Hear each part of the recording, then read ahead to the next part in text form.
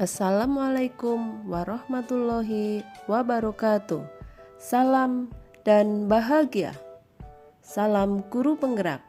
Saya Nengkus 90, CGP Angkatan 6 dari SDN Negeri 1 Kemujan, Kabupaten Kebumen, akan memaparkan kesimpulan dan refleksi pemikiran Ki Hajar Dewantara pada tugas koneksi antar materi Modul 1.1. Saya akan merefleksi diri saya melalui 3 pertanyaan berikut. Yang pertama, apa yang saya percaya tentang murid dan pembelajaran di kelas sebelum saya mempelajari Modul 1.1? Kedua, apa yang berubah dari pemikiran atau perilaku saya setelah mempelajari modul ini? Ketiga, apa yang dapat segera saya terapkan lebih baik agar kelas saya mencerminkan pemikiran Ki Hajar Dewantara?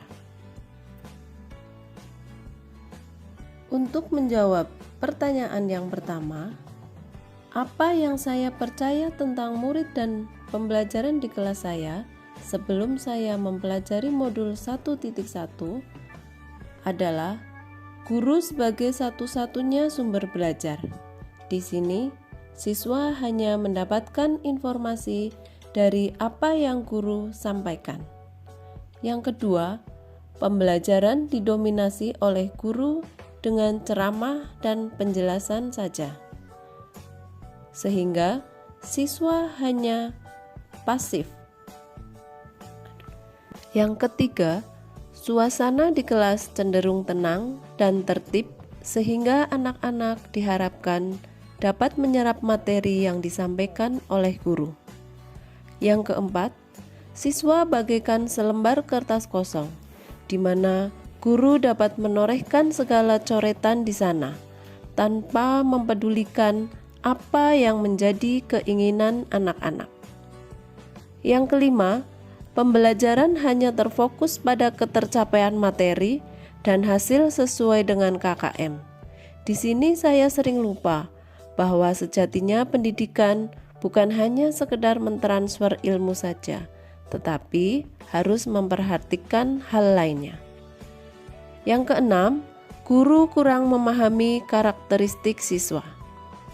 Saya menyamaratakan kemampuan anak dan memaksa anak harus mengikuti semua yang saya inginkan tanpa memikirkan bakat dan minat anak-anak.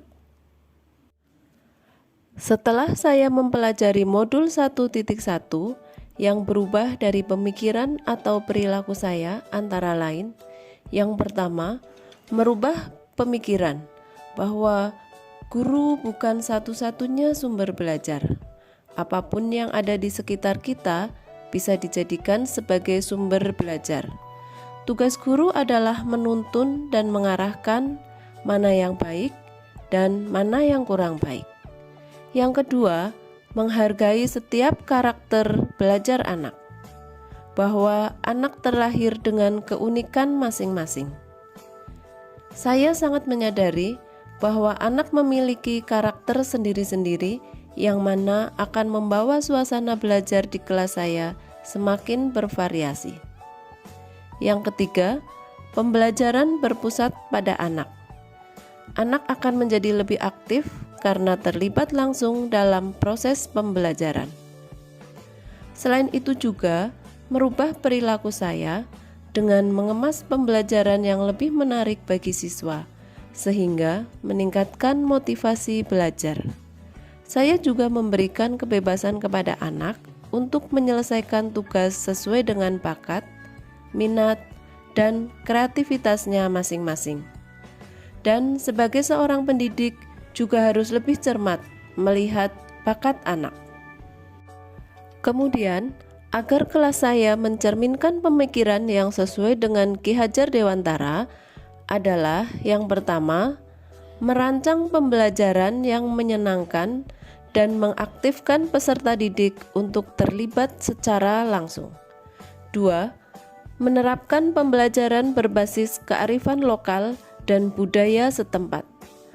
Hal ini sangatlah penting untuk diterapkan pada anak zaman sekarang, karena perkembangan teknologi sehingga mereka lupa akan kebudayaannya sendiri.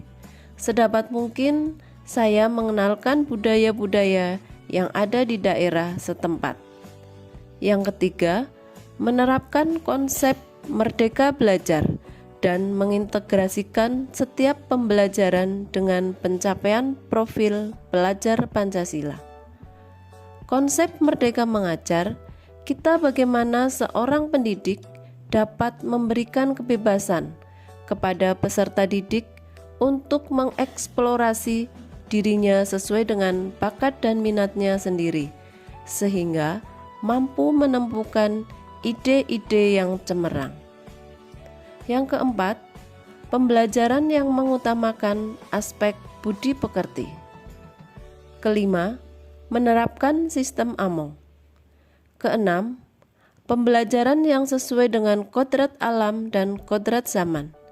Di sini saya juga melatih kecakapan abad 21 sesuai dengan kodrat zaman. Kemudian yang ketujuh, mengintegrasikan permainan dalam pembelajaran agar suasana kelas menjadi menyenangkan. Dari refleksi yang saya lakukan, akhirnya saya dapat menarik kesimpulan bahwa pendidikan adalah menuntun anak sesuai dengan kodratnya, pendidikan yang sesuai dengan bakat dan minat anak. Yang kedua, pendidikan budi pekerti yang tinggi akan menghasilkan anak bangsa yang cerdas dalam bidangnya. Yang ketiga, pendidikan sejatinya adalah berhamba kepada anak. Yang keempat, menciptakan kolaborasi yang baik sehingga akan mencapai kebahagiaan dan keselamatan sebagai manusia. Demikian pemaparan yang dapat saya sampaikan tentang filosofi Ki Hajar Dewantara. Sekian, terima kasih. Salam dan bahagia. Wassalamualaikum warahmatullahi wabarakatuh.